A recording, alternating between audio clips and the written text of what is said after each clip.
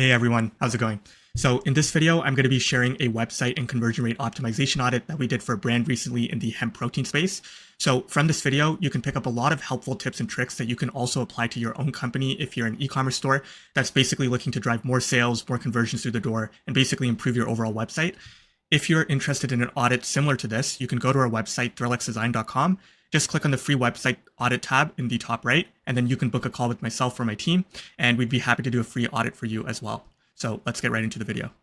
Hey, how's it going? Hope you're doing well. My name's Arsh. I'm the founder at ThrillX. We are a conversion optimization firm. I'm based out of Toronto, Canada. Noticed you're based in so you probably have much better weather than we do here in Canada. I'll get right into the audit here for you. So I have your website open here. So the first thing here is the topmost section of the website, right? This is referred to as the hero section. And statistically, 60% of people, 60, will never scroll past this top section, right? So on average, 60% of people will never see your product here, all of your selling points and the benefits of the product, and so on, right? As you scroll down further on the page. So the first thing that immediately stands out is you have this really large hero section that's taking up a ton of real estate, which can probably be consolidated given that, when people see a little bit of white underneath that, they assume that it's scrollable, right? It kind of incentivizes them to scroll a little bit further. The other thing is there's kind of fundamentals of a high converting hero section, which are missing here. The first thing is social proof above the fold, right? So social proof are things like reviews, testimonials, featured publications. If you look at any high converting website, for example, Mudwater, they have 48,000 plus reviews and a testimonial, and as seen on all of these different places, right? It's not at the middle of the site. It's not at the bottom. It's right at the very top. If you look at iRestore Laser, same idea, right? You have 4.6 stars, 26,000 reviews, Amazon Google Trusted Store, the most trusted laser device brand, right? You look at Every Men's Jack, over 5,000 happy customers, as seen on. And the psychology behind this is, again, 60% of people never scroll past. This is arguably the most important section of any site, which is this hero section. So you have to give people a reason and kind of build that trust and credibility immediately upon landing on the site. Otherwise, they're going to exit or not even scroll down in the first place. The second part of that goes hand in hand is your value proposition. Let's say I'm coming from a Facebook ad or I'm coming from SEO. I know nothing about the company at all. If I just read this headline alone, it's not really that value prop driven or benefit driven, and it's a little bit vague, right? And we always try to go for clarity rather than, trying to be clever. So I would just look at, what is kind of that benefit that you have in your body text here, which is, the emotional benefit of feeling good, joining that wellness journey, and just articulating that in your headline itself, right? Because although it's in the body text, the vast majority of people will just completely skim by the body text, right? Statistically, people will just read 20% of the content on your site, actually read the content.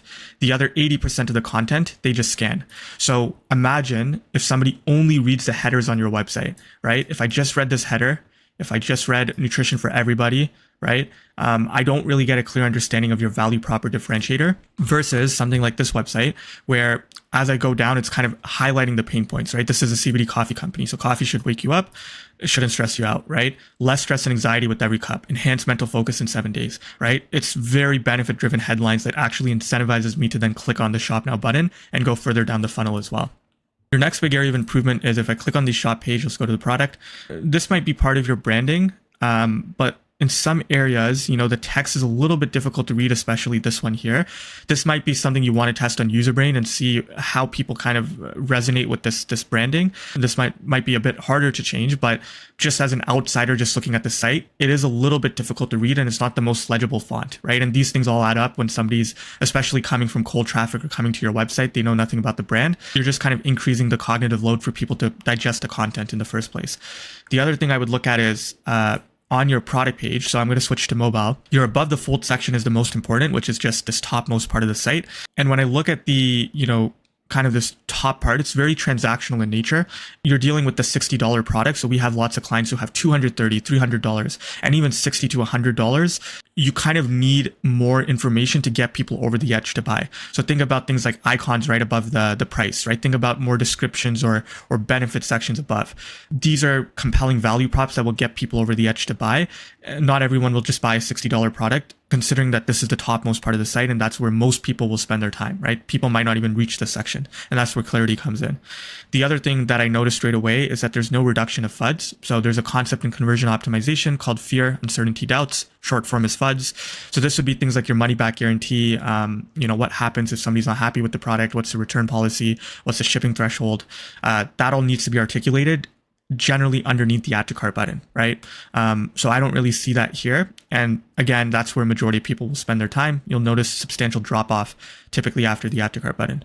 The other thing is if I click add to cart, it opens up this cart menu. We've tested this quite a bit, especially with our higher traffic store clients, and we run A/B tests. So I would recommend testing a sliding cart menu as opposed to this, where it opens a sliding cart on the right-hand side, something akin to this website here, where if I open up the cart, I actually have the opportunity to then upsell and cross-sell them and also set up shipping thresholds, right? And it also gives me immediate feedback that something's been added. I think you are on Shopify, so I recommend a plugin called Monster Upsell. It's a free plugin that you can install, and it'll have all of this functionality built in.